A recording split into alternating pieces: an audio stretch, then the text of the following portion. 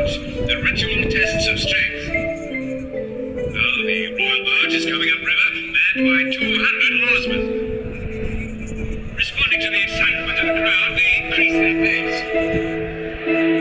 The Pharaoh himself at the tiller maneuvers perfectly and brings the barge smoothly into the landing stage with the last burst of speed.